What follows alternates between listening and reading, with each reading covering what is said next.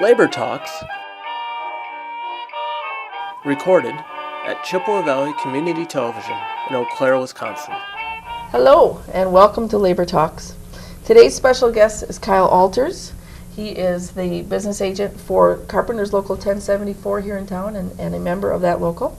And Pat Rodriguez, who serves as the assistant director for Wisconsin. And he's also a member of a Local 1143 out of La Crosse. And they are part of the North Central States Regional Council of Carpenters. Welcome. Thanks for coming. Thank you very much for having us. Thanks for having us, you bet. We couldn't do the show without our guests and without our audience, and so it's important for the audience to get to know the different unions and the different people that labor in our areas and how we work together, and why it's so important for them to realize that we need to get the union movement going stronger instead of the other way. So, Kyle, would you like to start and tell us a little bit about you? Sure. I joined the Carpenters Union in 2006, did my apprenticeship, and once I was out of the apprenticeship and a journeyman carpenter working out in the field, I decided that I needed to be more active, not just in my local, but in the council as a whole, and applied to become a business rep. And the business rep position was open in Eau Claire, Wisconsin, which I accepted that position. I covered 17 counties in the northwestern part of the state. It's a much bigger area than I thought. It's a pretty big area. We do share some of the counties with Minnesota, but most of the counties are contained within Local 1074. Okay. And Pat, how about you? Well, I've been a member of La Crosse Local since 1997, so about 18 years now, I guess. Worked in the field. I did my apprenticeship for the Carpenters with Lunda Construction. So I spent many years with them doing bridge work across the state. And I actually applied for the business rep job in La Crosse at the same time Kyle was applying in Eau Claire, and we actually were hired on the same day. So we've both been on staff about 2.5 years. I mentioned that I was working in La Crosse mostly, but have recently accepted an assistant director's position. So I do a lot of traveling in Wisconsin. I go to work out of Madison, come up and work in Eau Claire with Kyle occasionally, and now we'll start traveling across the state to the east side of the state as well. But I'm like Kyle, where I was interested in doing more for my union, and that's the reason that I decided to apply for the business agent job. I have 3 kids at home, and my wife. We all live in Viroqua, Wisconsin. Nice area. It's a beautiful area. You bet. The North Central States Regional Council of Carpenters, a lot of people don't understand, is in several states. We've got Wisconsin, Minnesota, Nebraska, North and South Dakota, correct? That's correct, and also western Iowa. Western Iowa, okay. But you get to drive all over Wisconsin. I'll probably see you on the road sometimes, because both our schedules run around the state. You bet. We do a little bit of traveling outside the state as well. We go to meetings in Minnesota. And 2 weeks ago, we were actually down in Nebraska. We just opened up a new training center. Down there, okay. Down in Papillon, Nebraska. So we were down there for the open house for that. And I've been to the training center in Minnesota, which is pretty nice and impressive. I've been to your building here in town. How's that coming? As far as getting it renovated? It's a work in progress. They did some tuck pointing, and they're starting to do some paint on the exterior of the building and get it sealed up. But that's an old fire station, correct? Yep, that used to be the old Union Fire Station, Town of Union Fire Station.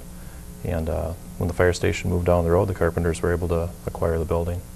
I know when I first went out there, it was like just the big empty room, and then the Carpenters the office was kind of off in a little corner, and Violet would freeze out there. And yep, all the overhead doors and everything were still in for the fire trucks, and one by one we were able to start closing them in. Good, good. Can you explain anything more about the makeup of the North Central States Regional Council of Carpenters? Sure.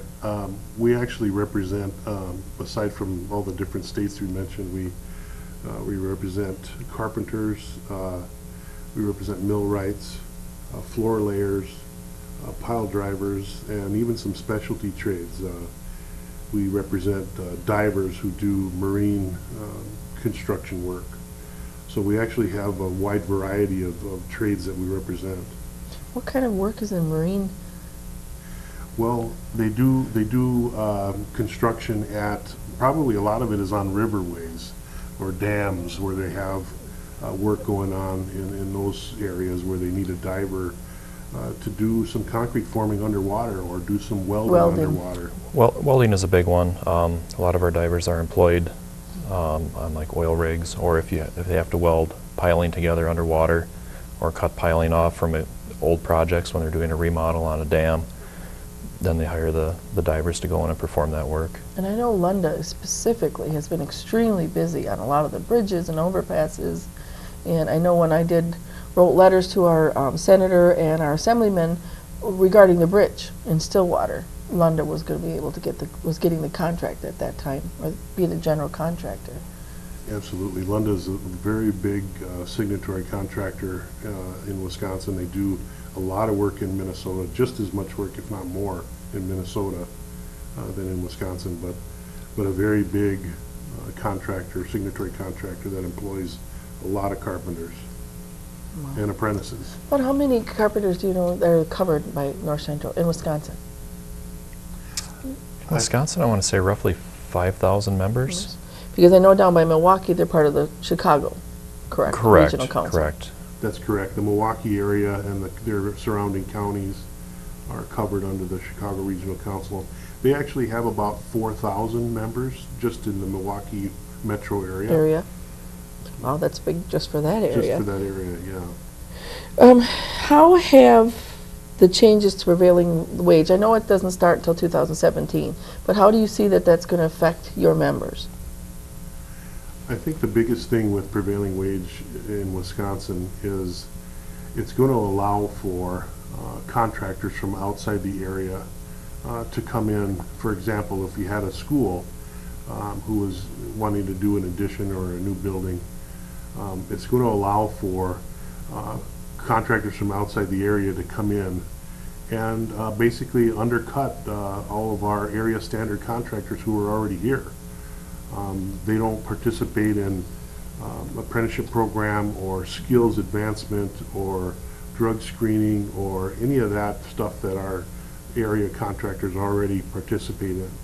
So and they don't pay area standard wages and benefits. So they're gonna be able to come in from outside the state and undercut our contractors who are already here. That's gonna be the biggest effect on our members. It's going to affect the safety then as well, correct? Very much so. Absolutely. Safety will be another big issue because they don't necessarily train in it. Have any of the Wisconsin contractors that worked with the carpenters left to go to Minnesota? I know at least one that worked with the operators, but Not to my knowledge on the carpenter contractors. No, I think there was an excavating Hoffman Hoffman. down at Black River Falls. Yeah, but you might see more of that though. You know, especially if that's where the area standard work is going to be. well, and I live 15 minutes from the border. My husband works in New Brighton, Minnesota as a robotics machinist. And just by going over the river, the difference in the pay, there's many more jobs available than there are here in Wisconsin. And unfortunately, it's similar to the teachers, where we're going to have a hard time filling the jobs in Wisconsin, I believe, with good, qualified, trained, skilled people, if they know they can go across the river, $10 an hour, treated better, unions are more respected, the whole way around.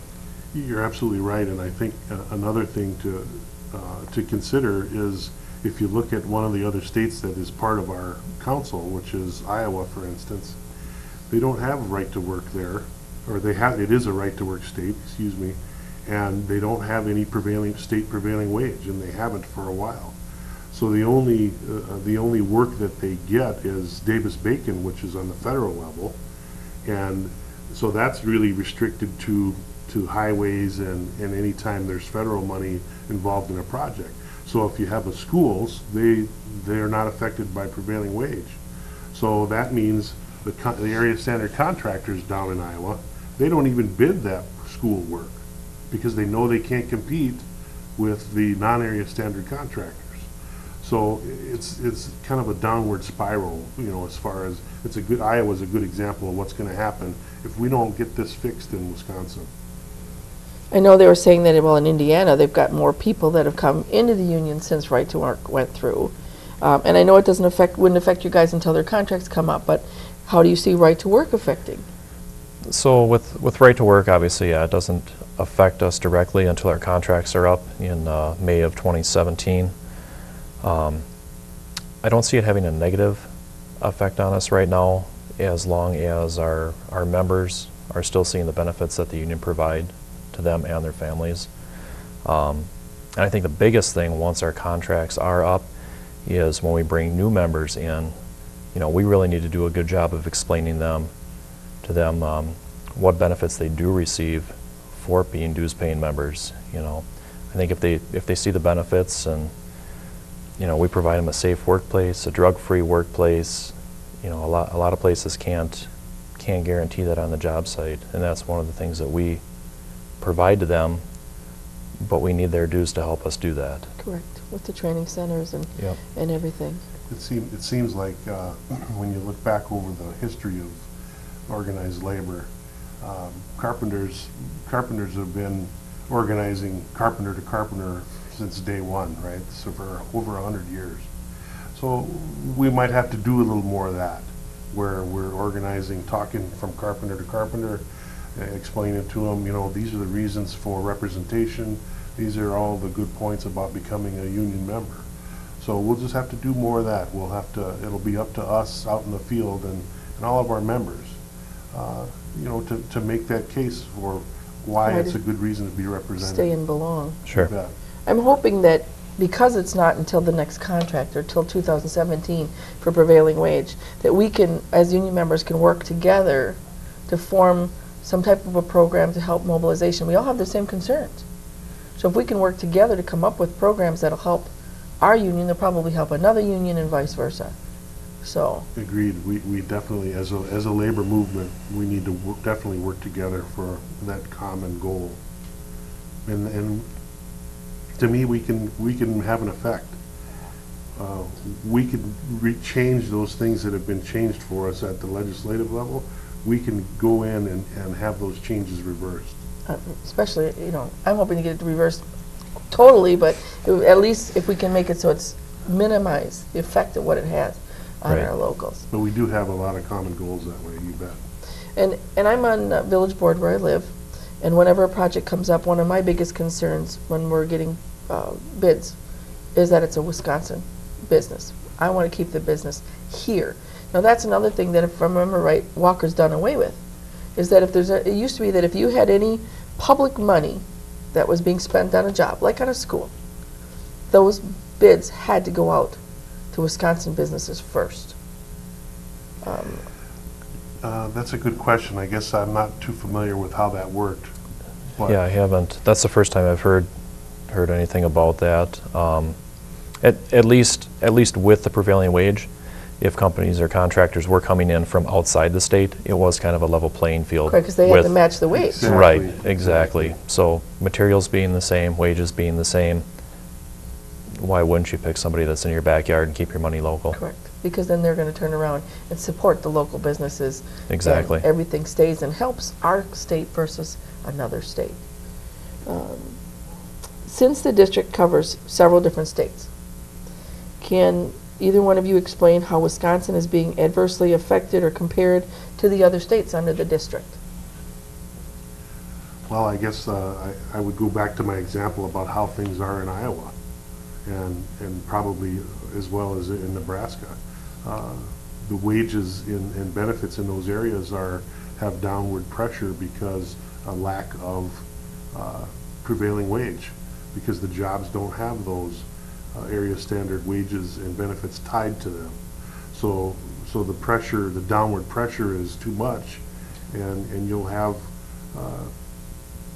jobs that are being performed by lower paying contractors, and it's gonna, and so the other biggest thing is that if the union workers' wages and benefits are being affected and starting to be driven down because our contractors can't compete, that's going to have an effect on even non-represented workers as well. Because if union wages go down So do theirs. non-union wages are gonna go down even further. So it's really, it's just a race to the bottom, so to speak, if that happens. And that's the parts that we need to really work on and change. Are you seeing any of the members now, especially, you're both close to the border, okay? So I could see where some of your members are gonna wanna go over to like Winona or, on that side of the river, and same with 1074 up here in Eau Claire. Are you seeing people saying they're gonna leave now or in the near future and go the other side of the river? With talking to some of the members, I think both of our locals have members that work in Minnesota pretty steadily right now. Talking to some of those members about the prevailing wage and the right to work, they are looking at staying working in Minnesota. It wouldn't be a big change for them since they're currently working there. But when they look back at their home state and the changes that have occurred, there's no really incentive for them to come work at home when they can go across the river and make more. And the other thing that I've run into is because of living along the border, all of our TV stations, of course, cover everything from Minnesota. And it seems to have created a major disconnect between our members, our union members here, and the issues here, especially if they do happen to work across. We've got to figure out, is there a way that you can think of that maybe we can try to educate them better since they're not getting the politics of Wisconsin on their TV stations? Well, that's a good question. I think that I'm kind of with Kyle when I think about the La Crosse area, because we're the same way. We have members in the La Crosse local who live on both sides of the river, and they work on both sides of the river. Down in La Crosse, there's not a big metro area right across the river. Right. Winona is not too far, but it's not all that big. You still have the majority of the work in Wisconsin in the La Crosse area. So, but like you say, if the wages are driven down, then yeah, they're going to want to go where the wages are higher.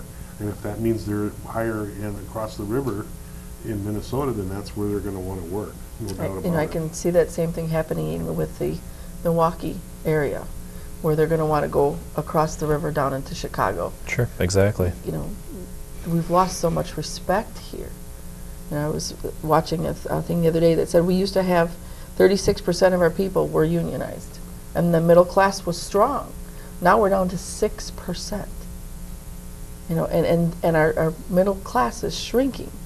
And we really need to concentrate on building that middle class back up again, because that's how we're going to rebuild the economy. This trickle down stuff does not work. It doesn't work at all. And you're exactly right. We need to work on this. Needs to be a middle class thing. It's more than just a union thing and a non-union thing. It's a middle class thing. And these things that are happening to us in the state of Wisconsin, that's what it's about. They're about changing, increasing the divide between middle class and upper class, and they're winning right now. Walker set out to divide and conquer, and he's absolutely doing it. But if we understand that, we should be able to have an effect on it. But that's exactly what it is. It's definitely a class struggle. he set our state back over 50 years just in labor practices. It's just terrible watching what's happening to our state. What do you see as the way forward for our unions today? Going forward, I think we are going to have to go back to our grassroots of the member-to-member organization, carpenter to carpenter. Having our existing members mentor new members that come in. They can kind of say or show them, this is what we had, and this is where we're at now. We're trying to get back, to what we had, and if we can utilize our members that are currently involved to mentor the new members coming in, I think that'll make things a lot stronger for our union presence. I guess one thought I have on that is it'd be nice if we could get more of our membership and across the board to other trades and other unions, get more of their membership involved in local government. We need more representation on city councils, on school boards, on county councils, we need more representation on those at the local level. That way we actually have a voice when they're making decisions about Correct. where to spend their money. We have a voice there, and we can, if it's a matter of them not understanding how this thing works, then we can have somebody on those committees and on those boards that can explain, what's going on, and here's the reason why we want to use represented workers.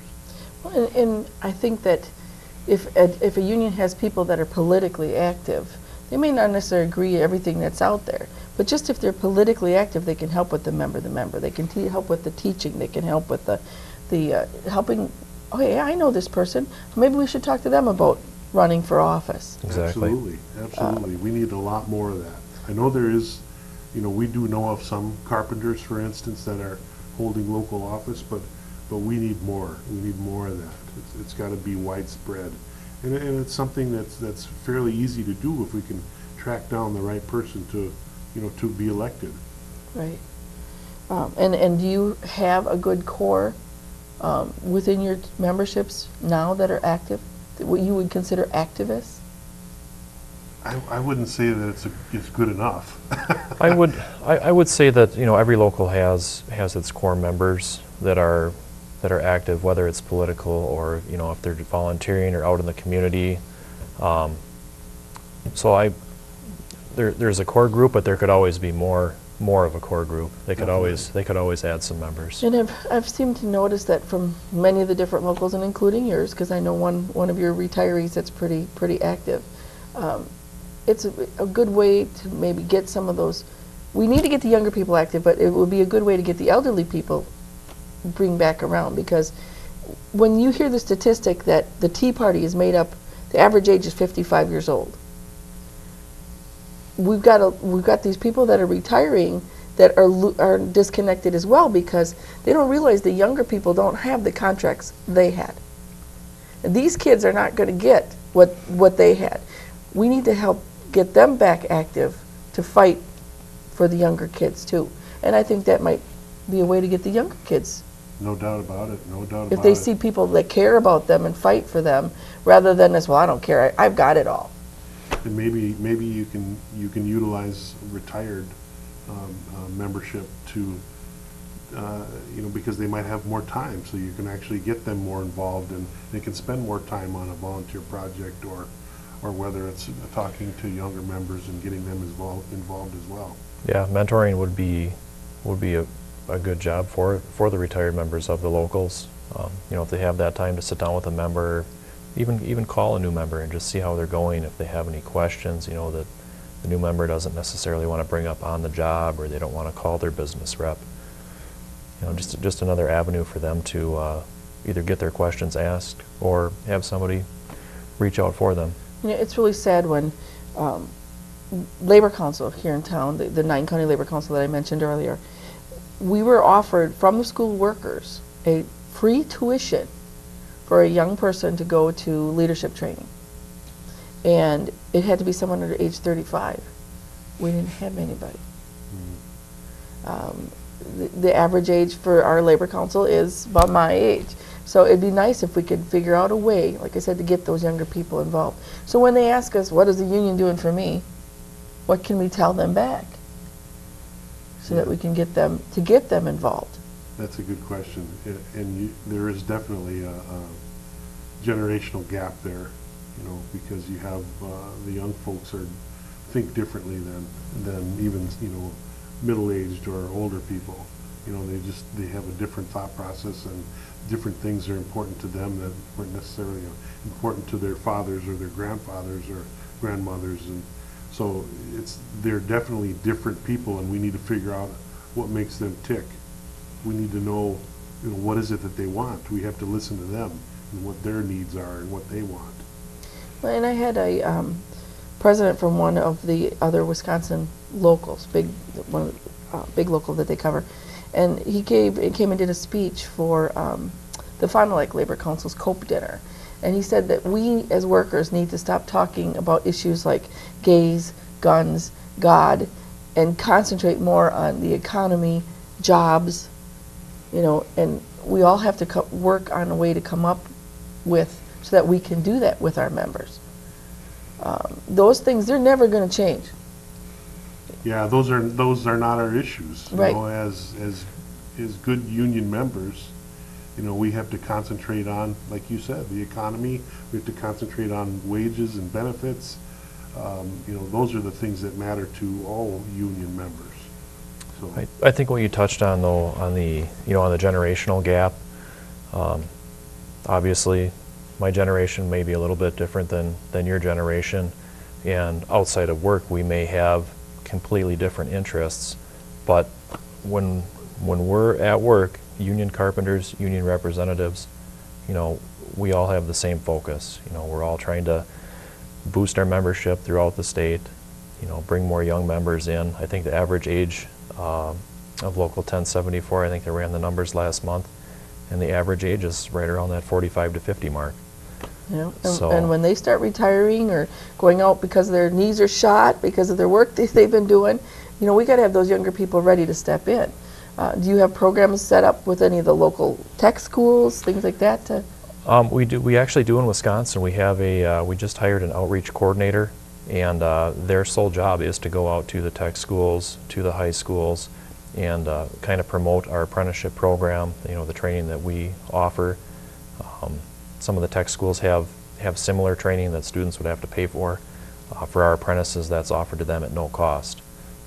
But again, that's the generational gap and trying to make that connection. And get the word out so that they understand it's out there. yeah, Yep. let them know about these excellent careers out there that are available. And I've talked to several other ones about how the baby boomers are starting to retire, and now filling those holes are going to be that much harder to do, especially with the problems we're having in our state right now. No doubt about it. Well, that's today's program. My thanks to the viewing audience and to Kyle and Pat, who made today's program possible. My thanks also to those folks working behind our cameras, who not only make the show possible, but give an outlet to the union voice so that we can be heard. I don't believe that we're getting a fair shakeout in the media today, especially not in the newspapers, especially not on the news. So this is our outlet. So please share with your family and friends to listen to Labor Talks. A final note, Labor Talks is on channel 993 twice weekly. You can also use your favorite search engines on Google or Bing, whichever one you use. Look up Labor Talks or CVC TV, and you should be able to pull up the YouTube videos. And you can go back through all last season if there's anybody in particular that you'd like to listen to, or this season that we're in now.